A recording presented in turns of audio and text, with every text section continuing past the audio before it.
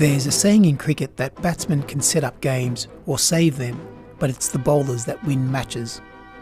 A lot of skill and guile and a bit of luck is needed to take 20 wickets and win a test match. It can be a hard slog, especially on flat pitches with an old ball against batsmen who are set and in form. Bowlers need a solid game plan, and not only do they need to be good enough to execute, they also need to adapt as the situation changes or when their plan is not working. We asked Jonathan Connor, a specialist in skills acquisition with Cricket Australia, to help explain some of the techniques and strategies bowlers use and why they make certain decisions. Right at the start of the game, the bowler's always looking to get into a bit of a rhythm to make sure that they're working efficiently. And from a research perspective, we don't know too much about what rhythm actually looks like, but often it's a kinesthetic feel that bowlers talk about. They feel like they're in rhythm, they feel like everything's working towards what they're trying to do. One way for a bowler to find their rhythm and gain confidence early is to bowl their stock ball. We often refer to a stock ball as a ball that bowlers are most confident in bowling. It's almost their natural and most practiced action. And it's something that whenever you perhaps feel a bit out of form or not quite bowling where you'd like to, you always refer back to that stock delivery that you feel gives you the best opportunity to start to build up a bit more rhythm and a bit more pressure on the opposition. Bowling, especially fast bowling, is an unusual action and a complex one. There are a lot of moving parts. Fast bowlers are not only trying to produce maximum velocity, but also need to pitch it in a particular area, while potentially trying to make the ball move. From a research perspective, we often talk about during performance not to think too much about the movement itself, but instead the movement effects. So what it is that you're actually trying to do. So pitch the ball on a good length. That's where your focus should be externally on the environment as opposed to internally and on a specific movement. Given that the movement itself, bowling, is such a complex action and there are so many moving parts, if you focus internally on one, you might find that a lot of others start to break down. For a bowler, it's all about taking wickets, and one of the most effective ways to do this is to create confusion for the batsmen and make them hesitate.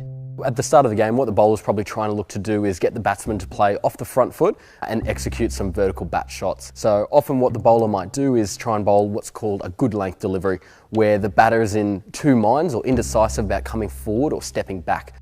Visually what it looks like for the batter, given that every individual is different, is a ball that's about knee high to waist high.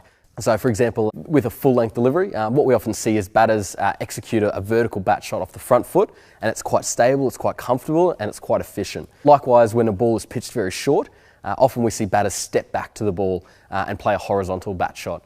Again, that's quite a stable, efficient position.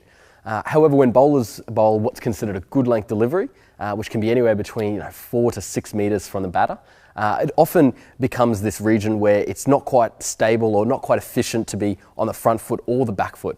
So the batter has a choice to make as to whether they go forward or back. And this can often result in some executional errors and often result in a dismissal. As we have seen with batting, being able to adapt is crucial in Test cricket. Everything changes and changes quickly. A new ball is only new for so long. The pitch starts to change, and you might also have batsmen who are growing in confidence to complicate matters even further.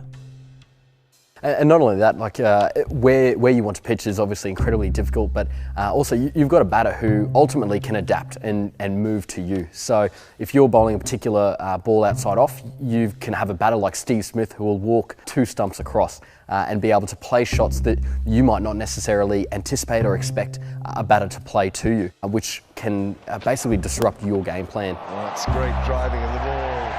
What bowlers are often trying to look to do is build up pressure for the batter. So while they may score singles and boundaries, often the bowler's looking for the batter to play high risk shots or look uncomfortable. Oh, and that's a good bouncer.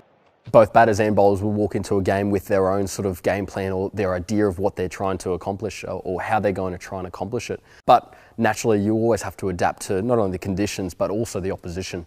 So while a good length delivery might be your stock ball that you feel helps you build pressure, the ball in which you're looking to take a wicket with perhaps might change. So instead of being a little bit fuller and outside off, it might be back of a length and short, trying to get the batter to play a shot that he shouldn't play or that's incredibly high risk. So in that sense, bowlers will often have a game plan and they'll often adjust it slightly depending on the conditions and the opposition. In a team, there are many different types of bowlers. Captains will use different bowlers in spells throughout a game. The purpose and duration of each spell will be different based on the bowler, the batsman, and the stage of the game. Similar to batting and roles, bowlers have their own sort of roles. Bowlers might come in different spells, different periods of the game, and have different game plans for that. So for example, the game plan during the first 6 to 8 overs of the game is going to be very different to what it might be during the 50th or 60th over when the ball and the conditions have changed. But ultimately, the bowlers might employ a particular game plan for a particular spell. Yes, he's bowled in. That was a flipper. Often you'd start to expect spin to come into play as the ball starts to deteriorate and get a little bit older, as the pace bowlers start to get a little bit more fatigued. Spin bowlers provide the opportunity to deceive the batsman in different ways. Often they bowl quite a bit slower, however are able to extract a large amount of lateral deviation off the pitch. So at international level off spinners often can impart over 2,000 revolutions per minute on the ball, while our leg spinners often impart over 2,500 revs, which gives them greater opportunity to spin the ball. One of the most interesting and perplexing developments in bowling has nothing to do with optimal spell duration or reverse swing. It's actually the success of left-arm bowlers. The fact that we have seen so many left-arm bowlers come through in the last sort of 10 to 30 years.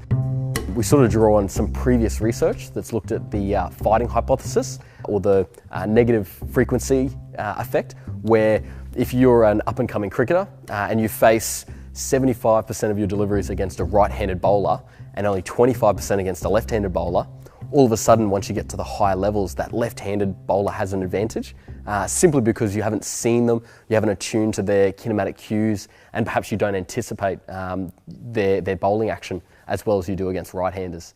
So that's certainly been quite a big avenue of research that we're also looking at, is the natural advantage that left-arm batters and bowlers have.